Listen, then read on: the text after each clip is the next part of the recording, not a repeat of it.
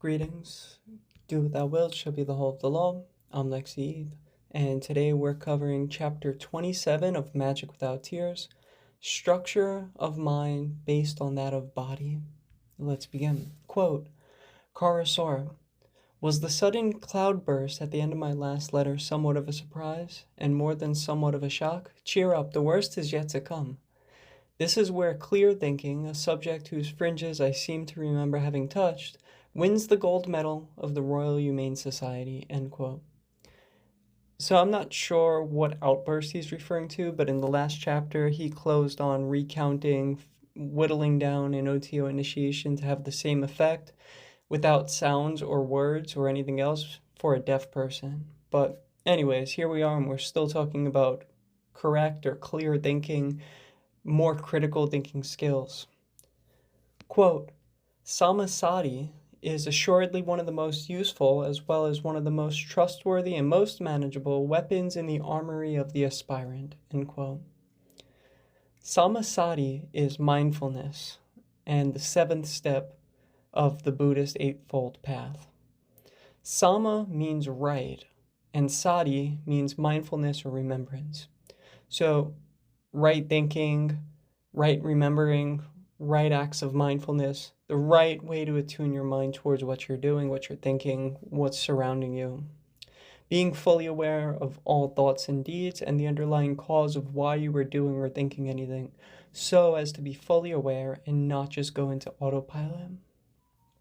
Crowley states he believes it is the most useful tool of any aspiring magician, and well, yeah, a sharp mind, one which is extremely aware of its processes, and a person who contemplates why they are doing any specific action because of their high degree of mindfulness, is a very powerful weapon. This level of awareness should give you an absolute edge in going through your day-to-day and looking for those opportunities for you to do your will. Quote, you stop me, obviously, with a demand for personal explanation. How is it, you write, that you reject with such immitigable scorn the very foundation stones of Buddhism, and yet refer disciples enthusiastically to the technique of some of its subtlest superstructures? I laugh. End quote. We'll hear Crowley's tongue-in-cheek reasoning, but I've shared my own many times. Even recently, if you'd listened to the Emerald Tablet episode, I mentioned about I'm not into the monotheistic, dogmatic aspects of the Bible, the Torah, the Talmud, Abrahamic religions, but there are things in there that are practically useful. So you could still use some core concepts without relying on the whole entire religion and its dogma as a whole.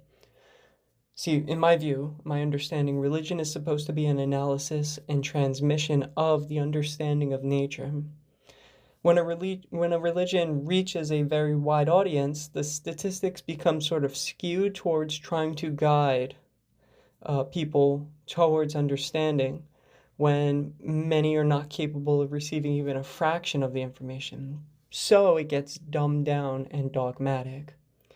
Then you also have cultural and geographical concerns, which enter the religion as healthy ways of life for living in a specific climate or with specific resources available. Then you couple all of that with political concerns, and many religions become ways to keep people in line and obedient to authority for, allegedly, the betterment of the specific society. It happened with every major religion. Then splits in lineage happen and sects are formed. Plus, any religion may have many things right, but may have had other things wrong. In Buddhism, for example, they have many powerful disciplines, yet the goal is to reject reality for nirvana, or oblivion. The Lima has a much different view. Future systems of attainment will still have other views that transcend both Buddhism and the Lima. But here's the gambit. If you yourself, the individual, go back to the source material and do your own deep studies, really doing your best to understand the core concepts and put them into use by experimentation, you might find that a lot of the original work still can be useful in understanding oneself, nature, and a host of other things about the universe. Quickly, here's Crowley's snide remark, quote, it is the old story. When the Buddha was making experiments and recording the results, he was on safe ground. When he started to theorize, committing incidentally innumerable logical crimes in the process, he is no better a guesser than the Arahat next door, or for the matter of that, the Arahat's Lady Char. So if you don't mind, we will look into this matter of Sammasati. What is it, and when it's at home, end quote. So he's saying, be a scientist. It's fine to theorize, but if you're theorizing from a position where people are going to take every theory that you pose as fact, you might end up doing more harm to those who happen to be following you. So if you experiment, you pose a question, you test it, and then it's either correct or wrong. You try to find out whether it was accurate or not. If you're just theorizing, you're just throwing around ideas. And with religions, a lot of that can get sort of mixed up into the dogmatic aspects of, oh, this prophet once said this, but they may have been posing a question, a theory, and were completely unsure and had no evidence of that. So you have to be careful. Regarding Sammasati, let's get into it. Quote, it may be no more than a personal fancy, but I think Alan Bennett's translation of the term recollection is as near as one can get in English. One can strain the meaning slightly to include recollection to imply the ranging of one's facts and the fitting of them into an organized structure. The term sati suggests an identification of being with knowledge. See the soldier and the hunchback, exclamation point and question mark. So far as it applies to the magical memory, it lays stress on some such expedient very much as is explained in Liber D#, end quote.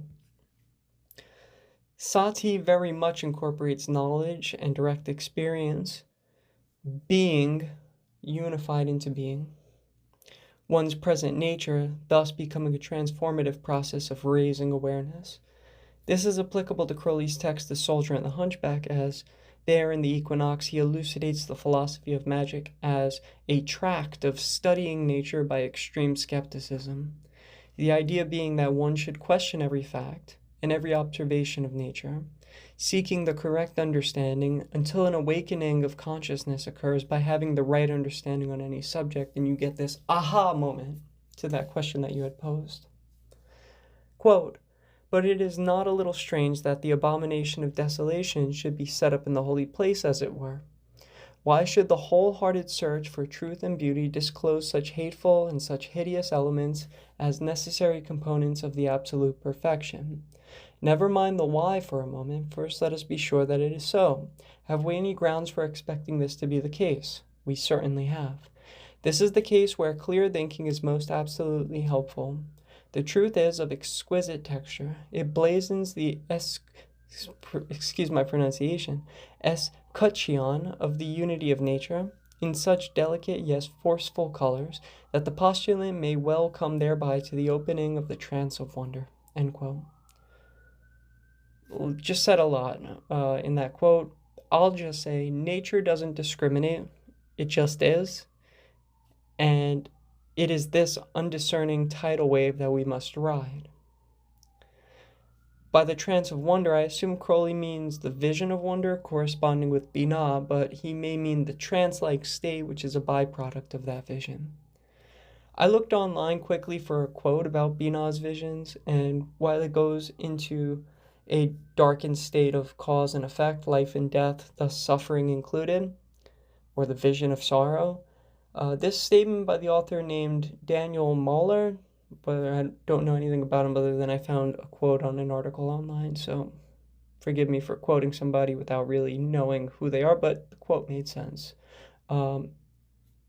It's about the vision of sorrow, but it makes me personally feel more joyous than sorrowful. So this is what that person said, Daniel Mahler.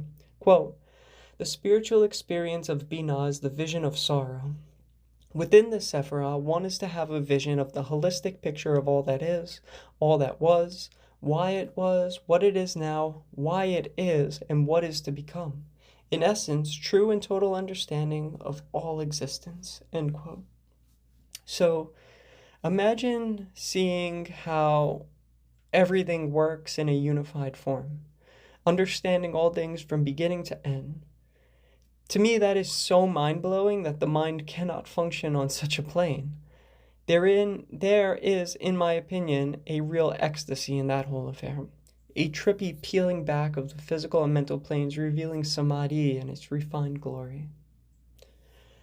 So from there, Crowley then goes on a tangent I can't quite understand in this chapter. Something about our stages of development from being a fetus to adult, resembling amphibians, apes, and humans.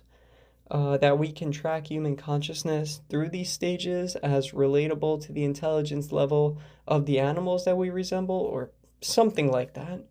That in the practice of Sammasati, we can in some way strip off the layers of the conscious mind and see the underlying layers from previous days, months, years, which are a part of our brain's current makeup, some of which is still animalistic and unrefined. That was my interpretation of what I read. I had to go through it several times because it's long and not very clear what his point is. So that was the best that I can make of it. Moving forward, quote, accordingly, one finds oneself experiencing the thoughts, the feelings, the desires of a gorilla, a crocodile, a rat, a devilfish, or what have you. One is no longer capable of human thoughts in the ordinary sense of the word. Such would be wholly unintelligible. I leave the rest to your imagination. Doesn't it sound to you a little like some of the accounts of the dweller on the threshold? End quote. So, at surface value, I don't agree with the statement. Perhaps in a manner of neutralizing the importance we place on the ego and conscious mind, that could make sense. He also mentions the similarity of such a state to the trance states brought on by ether inhalation. So we're going to pretty much end the chapter, but let me just quote what he has to say here. Quote, there is a way of acquiring a great deal of strange and unsuspected knowledge of these matters by the use of sulfuric ether, according to a special technique. I wrote a paper on it once, and fearing it might be lost, had many copies made and distributed. End quote.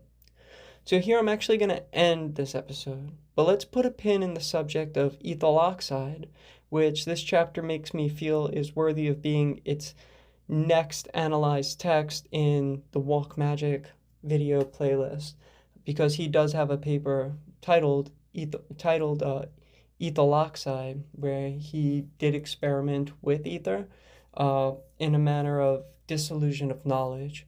So we're going to end this video here, and the next video that I'm working on is going to be about ethyl oxide, and being that that's a dissociative, I'm also going to talk about ketamine and general anesthesia. So it should be a good time. Love is the law, love under will. I'll catch y'all in the next one.